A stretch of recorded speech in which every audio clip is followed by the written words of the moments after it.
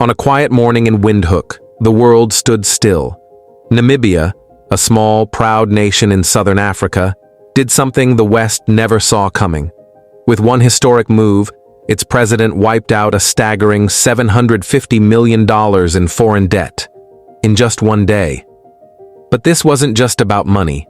It was about power, about sovereignty, about joining a growing wave of African nations refusing to bow to external control. From Burkina Faso's Ibrahim Traoré to Mali and Niger, the revolution is spreading south. And now, Namibia has joined the movement. For decades, Namibia has walked the tightrope of foreign loans, IMF deals, development aid, and interest repayments that quietly drained its future. But on November 4, 2025, history was rewritten. The Namibian president, a woman of grit, vision, and unshakable faith in her people, signed the decree that cleared the nation's $750 million external debt. Cameras rolled, the streets erupted in song, flags waved, women danced, men lifted their fists in salute. The message was loud and clear: Africa can stand on her own. Our resources must serve our people first. But how did she do it? How can a nation burdened by years of debt suddenly free itself overnight? To understand this, we must go back into the corridors of power and the underbelly of Africa's financial entrapment. Africa's story has always been one of paradox. The richest continent in natural resources, yet the poorest in disposable wealth.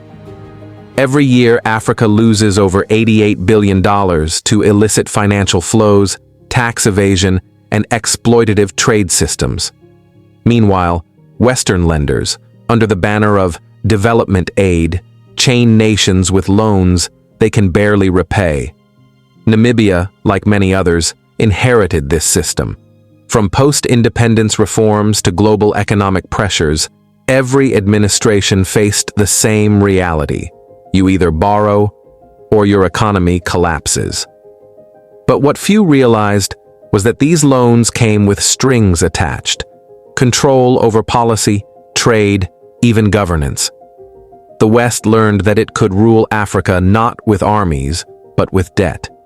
And that's why the Namibian president's move hit harder than anyone expected. She wasn't just canceling debt, she was canceling permission. Permission for foreign influence, permission for financial control, permission for dependency. Analysts across the continent began to speak of a second independence. But this time, it wasn't fought with guns. It was fought with economic will. To understand the full magnitude of Namibia's decision, one must look north, to the Sahel. A new alliance, led by Captain Ibrahim Traoré of Burkina Faso, has become the heartbeat of Africa's political awakening. Traoré, Mali's Assimi Goïta, and Niger's Abdourahmane Tchiani have built what they call the Alliance of Sahel States, AES, a bloc committed to ending French dominance, reclaiming African resources, and promoting economic self-reliance. Over the past year, the AES has introduced a common currency project, plans for joint infrastructure, and most importantly, a new economic model, one that prioritizes internal trade, energy cooperation, and agricultural independence. Namibia's president had been watching, quietly, and when the AES anthem was unveiled earlier this year, its message echoed in Windhoek. Africa must rise, Africa must unite. So when she announced the clearing of Namibia's $750 million debt, it wasn't an isolated act. It was a declaration of alignment. She joined Traoré's cause, not with weapons, but with will. Now, many ask, how is it possible? How can a nation cancel $750 million in a single day? The truth is both simple and revolutionary. According to inside reports, Namibia used a multi-layered approach: strategic renegotiation.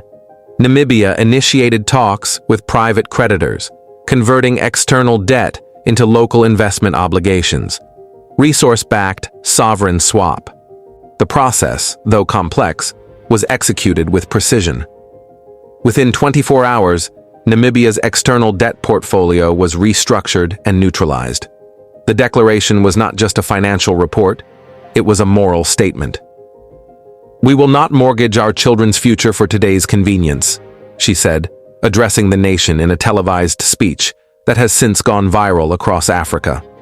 Her words echoed across the continent, stirring hope in countries like Zambia, Ghana, and Kenya, all trapped in IMF cycles. For once, Africa saw what self-determination could look like, not in theory, but in action. The Namibian president didn't just clear debt, she cleared fear. She proved that leadership is not about pleasing lenders, but empowering citizens. She showed that Africa doesn't need permission to prosper. And in that moment, beneath the blue Namibian sky, she raised her fist in victory, just as the people sang, "Africa must rise, Africa must unite." The world watched, and for once, Africa led. This is not the end of the story. This is the beginning of a new chapter in Africa's long journey towards sovereignty. Namibia's decision is more than economic. It's symbolic. It reminds us that every nation, no matter how small, has the power to break free. As the sun sets over the dunes of the Namib Desert, one truth remains. The age of dependency is dying. The age of African power is rising. And this is just the beginning. Subscribe for more.